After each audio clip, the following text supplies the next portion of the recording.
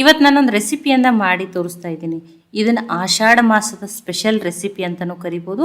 ಇದನ್ನು ನೀವು 1 ತಿಂಗಳವರೆಗೂ ಸ್ಟೋರ್ ಮಾಡಿ ಇಟ್ಕೊಂಡು ತಿನ್ಬೋದು. ಮತ್ತು ಇವತ್ತು ನಾನು ಯೂಸ್ ಮಾಡೋ ಇಂಗ್ರೀಡಿಯೆಂಟ್ಸ್ ಅಂತೂ ಆಲ್ರೆಡಿ ನಿಮ್ಮ ಕಿಚನ್ದಾಗ ಇದ್ದೇ ಇದಾವೆ ರೀ. ನನ್ನ ರೀತಿಯಲ್ಲಿ ಒಮ್ಮೆ ಖಂಡಿತನೂ ಟ್ರೈ ಮಾಡಿ ನೋಡಿರಿ. ಮಕ್ಕಳಿಗೆ ಅಷ್ಟೇ ಅಲ್ಲ, ದೊಡ್ಡವರು ಕೂಡ ತುಂಬಾ ಇಷ್ಟ ಆಗ್ತದೆ. ಈ ಒಂದು ಪಾತ್ರೆಗಿಲ್ಲ ನಾನು 1 ಬಟ್ಲಾಗಷ್ಟ ಪುಡಿ ಮಾಡಿ ಇಟ್ಕೊಂಡಿರುವಂಥ ಬೆಲ್ಲವನ್ನು ತೊಗೊಂಡಿದ್ದೀನಿ ರೀ. ನೋಡಿ, ಸ್ವಲ್ಪ 1 ಬಟ್ಲಕ್ಕಿಂತ ಸ್ವಲ್ಪ ಜಾಸ್ತಿನೇ ತೊಗೊಂಡಿದ್ದೀನಿ. ಸ್ವಲ್ಪ ನಮ್ಮಲ್ಲಿ ಸ್ವೀಟ್ ಜಾಸ್ತಿ ತಿಂತಾರೆ ಅಂತೇಳಿ. ಇಲ್ಲ ನೀವು ಲೈಟ್ ಸ್ವೀಟ್ ತಿಂತಿದ್ರಂದ್ರೆ ಇದ್ರೊಳಗಿಂದ ಇನ್ನೊಂದು ಸ್ಪೂನ್ ಆಗಷ್ಟ ಬೆಲ್ಲವನ್ನು ಕಡಿಮೆ ಹಾಕಿರಿ. ಬೆಲ್ಲ ತಪ್ಪಾಗಿ ಕಣಿ ಇರಬಾರ್ದು ರೀ. ಆದಷ್ಟು ಪೌಡ್ರ್ ಇರೋ ಬೆಲ್ಲನೇ ಹಾಕಿರಿ. ಅಂದ್ರೆ ಅದು ಬೆಲ್ಲ ಬೇಗನೆ ಕರಗಬೇಕು ರೀ. ಅದು ಯಾವ ಬಟ್ಲೆ ಬೆಲ್ಲ ತೊಗೊಂಡಿನಲ್ಲ ಅದರಲ್ಲೇ 2 ಬಟ್ಲಾಗಷ್ಟು ನೀರನ್ನು ಹಾಕ್ತಾಯಿದ್ದೀನಿ. ಇಲ್ಲಿ ನನಗೆ 2 ಬಟ್ಲು ಹಾಕಿದ್ದೀನಿ ರೀ. ಖರೆ ನನಗೆ ಆಮೇಲೆ ಸ್ವಲ್ಪ ಪಾಕ ಉಳ್ದೈತಿ, ಜಾಸ್ತಿ ಅನ್ಸಿದ್ದು. ಅದಕ್ಕೆ ನೀವೇನು ಮಾಡಿರಿ, ಇದಕ್ಕೆ 1.5 ಬಟ್ಲಾಗಷ್ಟೇ ನೀರನ್ನು ಹಾಕಿರಿ. ಒಂದು ಬೆಲ್ಲಕ್ಕೆ 1.5 ಬಟ್ಲಾಗಷ್ಟು ನೀರನ್ನು ಹಾಕಿರಿ. ಇದನ್ನು ಲೋ ಫ್ಲೇಮ್ದಲ್ಲಿ ಇಟ್ಟನೆ ಬೆಲ್ಲವನ್ನು ಕರಗಿಸ್ಬೇಕು ರೀ. ಮೀಡಿಯಮ್ ಅಥವಾ ಹೈ ಫ್ಲೇಮ್ದಲ್ಲಿ ಇಡಬಾರ್ದು. ಏನಾಗ್ತದಂದ್ರೆ ಬೆಲ್ಲ ಇಮಿಡಿಯೇಟಾಗಿ ಏನಾದ್ರೆ ಪಾಕ ಬರಬಾರ್ದು ರೀ. ಪಾಕ ಬಂದ್ರೆ ಅವಾಗ ಏನಾಗ್ತೈತಿ, ಅದು ಮಾಡೋ ರೆಸಿಪಿ ಏನಾಗ್ತದೆ, ಗಟ್ಟಿಯಾಗಿ ಬರ್ತದೆ. ಅದಕ್ಕೆ ಲೋ ಫ್ಲೇಮ್ದಲ್ಲಿ ಇಟ್ಟನೆ ಬೆಲ್ಲ ಕರಗಿರೆ ಸಾಕ್ರಿ. ಜಸ್ಟ್ ಬೆಲ್ಲ ಕರಗಬೇಕಷ್ಟೇ. ನೋಡಿ, ಈಗ ಬೆಲ್ಲ ಕರಗ್ಯದ, ಗ್ಯಾಸನ್ನು ಆಫ್ ಮಾಡ್ತಾಯಿದ್ದೀನಿ. ಈಗ ಇದನ್ನು ಸೋಸ್ಬಿಟ್ಟು ತೊಗೋತೀನಿ ರೀ. ನೀವು ಬೆಲ್ಲ ಏನು ಮಾಡಬೇಕು, ಆದಷ್ಟು ಪೌಡ್ರ್ ಯಾಕೆ ತೊಗೋಬೇಕು, ದಪ್ಪ ಕಣ್ಣಿ ಇತ್ತಂದ್ರೆ ಅದು ಕರಗಾಕೂ ಟೈಮ್ ಜಾಸ್ತಿ ತೊಗೋತೈತಿ. ಅವಾಗ ಏನಾಗ್ತದೆ ರೀ, ಇದು ಪಾಕ ಬಂದುಬಿಡ್ತದೆ.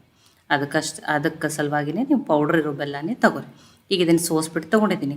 ಈಗ ಇದು ಕಂಪ್ಲೀಟಾಗಿ ಆರ್ಬೇಕು ರೀ. ಇದನ್ನು ಅನ್ಕತಕ ಸೈಡಿಗೆ ಇಡ್ತೀನಿ. ಇದನ್ನು ಆಮೇಲೆ ಯೂಸ್ ಮಾಡ್ತೀನಿ ರೀ. ಇದು ಆರ್ಲಿ ರೀ. ನೋಡಿ, ಇಲ್ಲಿ ನಾನು ಇನ್ನೊಂದು ಪಾತ್ರೆಗೆ ಯಾವ ಬಟ್ಲೆ ಬೆಲ್ಲವನ್ನು ತೊಗೊಂಡಿನ ಅದರಲ್ಲೇ 2 ಬಟ್ಲಾಗಷ್ಟು ಸೋಸ್ ಇಟ್ಕೊಂಡಿರುವಂಥ ಗೋಧಿ ಹಿಟ್ಟನ್ನು ಹಾಕ್ತಾಯಿದ್ದೀನಿ. ಮತ್ತು ಕಡಿಮೆ ಬಿದ್ದರೆ ಇನ್ನೊಂದು ಅರ್ಧ ಬಟ್ಲಾಗಷ್ಟು ಆಮೇಲೆ ಹಾಕೋತೀನಿ ರೀ. ಇದಕ್ಕೆ 2 ಸ್ಪೂನಾಗಷ್ಟೇ ಚಿರೋಟಿ ರವೆಯನ್ನು ಹಾಕ್ತಾಯಿದ್ದೀನಿ. ನಿಮ್ಮ ಮನ್ಯಾಗ ಚಿರೋಟಿ ರವೆ ಇಲ್ಲ, ಉಪ್ಪಿಟ್ಟು ರವೆ ಐತೆ ಅಂದ್ರೆ ಅದನ್ನು ಮಿಕ್ಸಿಗೆ ಹಾಕಿಬಿಟ್ಟು ಹಾಕ್ರಿ, ನಡೀತದೆ. ಇದರಿಂದ ಕ್ರಿಸ್ಪಿಯಾಗಿ ಟೇಸ್ಟ್ ಚೆನ್ನಾಗಿ ಬರ್ತದೆ. ದೊಡ್ಡ ಸ್ಪೂನಿಂದನೇ 2 ಸ್ಪೂನಾಗಷ್ಟು ಹಾಕೀನಿ. 2 ಸ್ಪೂನಾಗಷ್ಟೇ ಕಡಲೆ ಹಿಟ್ಟು ಅಥವಾ ಕಡಲೆಬೇಳೆ ಹಿಟ್ಟನ್ನು ಹಾಕ್ತಾಯಿದ್ದೀನಿ. ಸ್ವಲ್ಪನೇ ಉಪ್ಪು, ಒಂದು ಅರ್ಧ ಸ್ಪೂನಾಗಷ್ಟು ಏಲಕ್ಕಿ ಪುಡಿಯನ್ನು ಹಾಕ್ತಾಯಿದ್ದೀನಿ.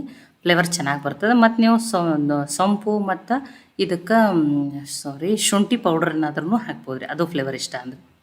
ಈಗ ಇದನ್ನು ಮಿಕ್ಸ್ ಮಾಡ್ಕೋತೀನಿ ರೀ. ಸೊಂಪನ್ನು ಸ್ವಲ್ಪ ತರಿಯಾಗಿ ಪೌಡ್ರ್ ಮಾಡ್ಕೊಂಡು ಹಾಕಿರಿ, ಅದನ್ನು ಟೇಸ್ಟ್ ಚೆನ್ನಾಗಿ ಬರ್ತದೆ. ಇಲ್ಲೊಂದು 3 ಸ್ಪೂನಾಗಷ್ಟೇ ತುಪ್ಪನ ಲೈಟ್ ಬಿಸಿ ಮಾಡಿ ಹಾಕಿದ್ದೀನಿ ರೀ. ಅದೇನು ತುಂಬ ಏನು ಕಾಯಿಸಿಲ್ಲ, ಅಷ್ಟೇ ಬಿಸಿ ಮಾಡಿ. ಎಣ್ಣೆನೂ ಹಾಕ್ಬೋದು, ಅದ್ರ ತುಪ್ಪ ಹಾಕಿದ್ರೆ ಟೇಸ್ಟ್ ಚೆನ್ನಾಗಿ ಬರ್ತದೆ. ಸ್ವಲ್ಪ ಬಿಸಿ ಅದಂತ ಹೇಳಿ ಫಸ್ಟ್ ಸ್ಪೂನಿಂದನೇ ಮಿಕ್ಸ್ ಮಾಡ್ಕೋತೀನಿ. ಅದು ತುಪ್ಪ ಗಟ್ಟಿ ಇರ್ತದಲ್ಲ, ಸ್ವಲ್ಪ ಕರಿಗೆ ಬಿಸಿ ಆದರೆ ಸಾಕ್ರಿ, ತುಂಬಾ ಕಾಯಿಸ್ಬೇಡ್ರಿ. ನೋಡಿ, ಇದನ್ನು ಮಿಕ್ಸ್ ಮಾಡ್ಕೋತಾ ಇದ್ದೀನಿ.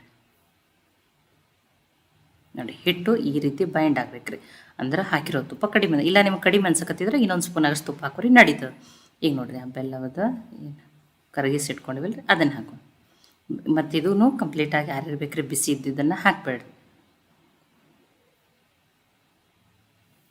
ನೋಡಿ, ಇದು ಹಿಟ್ಟು ಕಲಸೋ ಮುಂದೆ ನನಗೊಂದು ಸ್ವಲ್ಪ ಪಾಕ ಉಳ್ದ ಅಂತ ಹೇಳಿನೇ ನೀವೇನು ಮಾಡಿರಿ, ಅದಕ್ಕೆ 1 ಬೆಲ್ಲಕ್ಕೆ 1.5 ಬಟ್ಲಾಗಷ್ಟೇ ನೀರನ್ನು ಹಾಕಿರಿ.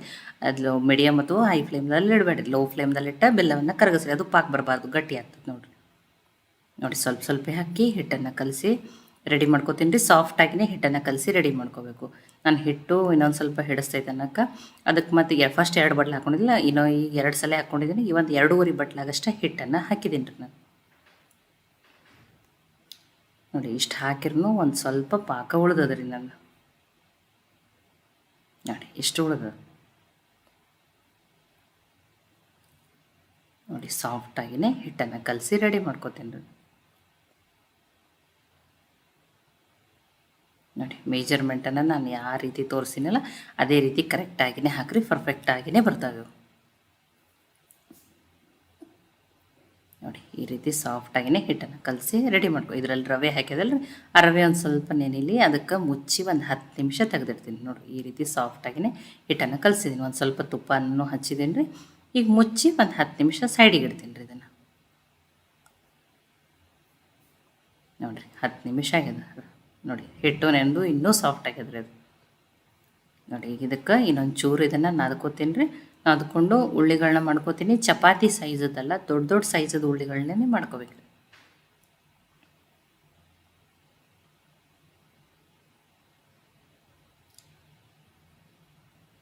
ನೋಡಿ, ದೊಡ್ಡ ಸೈಜದ ಉಳ್ಳಿ. ಇನ್ನೊಂದು ಸ್ವಲ್ಪ ದೊಡ್ಡ ತೊಗೊಂಡ್ರು ನಡೀತದೆ. ನೋಡಿ, ದೊಡ್ಡದಾಗಿ ಲಟ್ಸ್ಕೊಬೋದು ಅಷ್ಟೇ.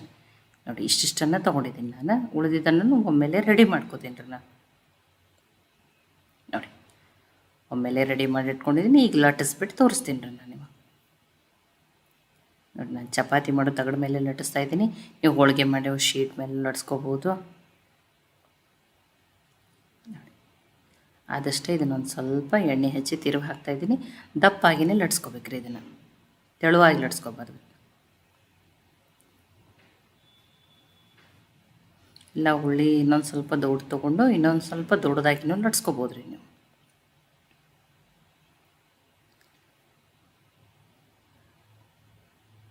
ನೋಡಿ, ನಾನು ನಿಮ್ಗೆ ತೋರಿಸ್ತೀನಿ ನೋಡಿರಿ. ಈ ರೀತಿ ಇಷ್ಟ ದಪ್ಪಾಗಿಯೇ ಲಟ್ಸ್ಕೋಬೇಕ್ರಿ ಇದನ್ನು, ತುಂಬ ತೆಳುವಾಗಿ ಲಟ್ಸ್ಬಾರ್ದು.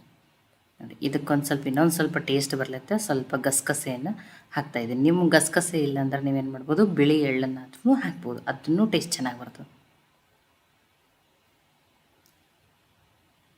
ನೋಡಿ, ಈ ರೀತಿ ಗಸಗಸೆಯನ್ನು ಹಾಕಿ ಇನ್ನೊಂದು ಸ್ವಲ್ಪನೇ ಏನು ಮಾಡ್ತೀನಿ ರೀ, ಸಾವಕಾಶ ಲಟ್ಟಿಸ್ತೀನಿ ರೀ. ಅದು ಜಸ್ಟ್ ಆ ಗಸಗಸೆ ಅದಕ್ಕೆ ಅಂಟ್ರೆ ಸಾಕ್ರಿ. ನೋಡಿ, ಈಗ ಇದನ್ನು ಕಟ್ ಮಾಡ್ಕೊಂಡ್ರಿ. ನೋಡಿ, ಪಿಜ್ಜಾ ಕಟ್ರದಿಂದನೇ ಕಟ್ ಮಾಡ್ಕೊತಾ ಇದ್ದೀನಿ. ನೋಡಿ, ನಿಮಗೆ ಯಾವ ಶೇಪ್ದಲ್ಲಿ ಬೇಕೋ ಆ ಶೇಪ್ದಲ್ಲಿ ನೀವು ಕಟ್ ಮಾಡ್ಕೋಬೋದು. ಇಲ್ಲ ಸೈಜಲ್ಲಿನೂ ಚಿಕ್ಕದು ದೊಡ್ಡದು ಯಾವ ರೀತಿ ಬೇಕೋ ಆ ರೀತಿ ಮಾಡ್ಕೊರಿ. ನಾನು ಡೈಮಂಡ್ ಶೇಪ್ದಲ್ಲಿ ಕಟ್ ಮಾಡ್ತಾಯಿದ್ದೀನಿ. ನೀವೇನು ಮಾಡ್ಬೋದು, ಚೌಕಾಕಾರವಾಗಿ ಸ್ಕ್ವೇರ್ ಶೇಪ್ದಲ್ಲಿನೂ ಕಟ್ ಮಾಡ್ಕೋಬೋದು.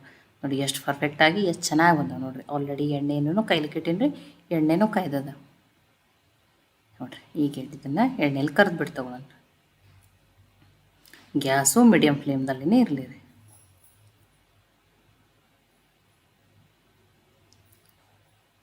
ನೋಡಿ, ಮನೆಯಲ್ಲಿರುವ ಬೇಸಿಕ್ ಸಾಮಗ್ರಿಗಳನ್ನ ಬಳಸಿನೇ ಹೊರಗಡೆ ಹೋಗಿ ತರುವಂಥದ್ದೇನೂ ಇಲ್ಲ. ಮತ್ತು ಇದನ್ನು ಎಷ್ಟು ದಿನ ಬೇಕಾದರೂ ನೀವು ಸ್ಟೋರ್ ಮಾಡಿ ಇಟ್ಕೊಂಡು ತಿನ್ಬೋದು. ಟೇಸ್ಟಿನೋದ ಹೆಲ್ದಿನೋದು. ಮೀಡಿಯಮ್ ಫ್ಲೇಮ್ದಲ್ಲಿಟ್ಟೇ ಕರಿ, ಲೈಟ್ ಕೆಂಪಗಾಗೋವರೆಗೂ ಕರೆದ್ಬಿಟ್ರೆ ಸಾಕ್ರಿ.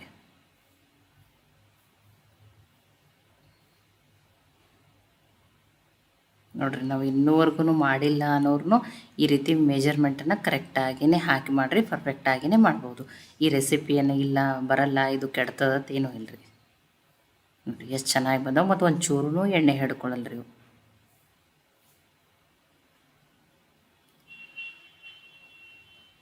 ನೋಡಿರಿ, ಒಂದು ಸ್ವಲ್ಪ ಆರ್ಲಿ ರೀ, ನಾನು ನಿಮ್ಗೆ ಕಟ್ ಮಾಡಿಬಿಟ್ಟು ತೋರಿಸ್ತೀನಿ ಎಷ್ಟು ಪರ್ಫೆಕ್ಟಾಗಿಯೇ ಎಷ್ಟು ಚೆನ್ನಾಗಿ ಬಂದ ನೋಡಿರಿ. ನೋಡಿರಿ, ಅಷ್ಟೆಲ್ಲ ಹಿಟ್ಟಿನ ಇಷ್ಟೊಕ್ಕನ ರೆಡಿ ಆಗ್ಯಾವ ನೋಡಿರಿ. ಎಷ್ಟು ಚೆನ್ನಾಗಿ ಎಷ್ಟು ಪರ್ಫೆಕ್ಟಾಗಿ ಒಂದು ಚೂರೂ ಎಣ್ಣೆ ಹಿಡ್ದಿಲ್ಲ ರೀ. ನೋಡಿ, ನಾನು ನಿಮ್ಗೆ ಕಟ್ ಮಾಡಿಬಿಟ್ಟು ತೋರಿಸ್ತೀನಿ, ಮುರಿದ್ಬಿಟ್ಟು ತೋರಿಸ್ತೀನಿ. ನೋಡಿರಿ, ಒಂದು ಚೂರು ಎಣ್ಣೆ ಹಿಡ್ದಾವ, ಎಣ್ಣೆನೇ ಹಿಡ್ದಿರೋದು. ನೋಡಿರಿ, ಎಷ್ಟು ಪರ್ಫೆಕ್ಟಾಗಿ ಎಷ್ಟು ಚೆನ್ನಾಗಿ ಬಂದವು.